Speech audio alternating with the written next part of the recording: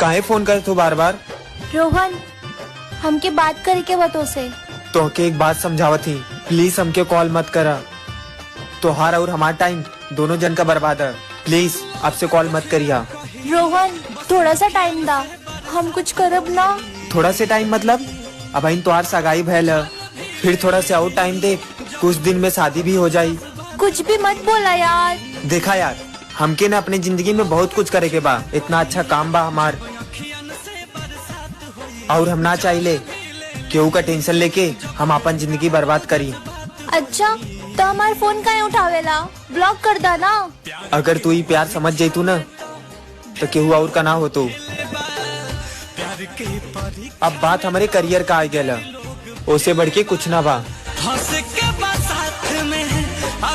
के अकेले बा, करी हो ना प्यार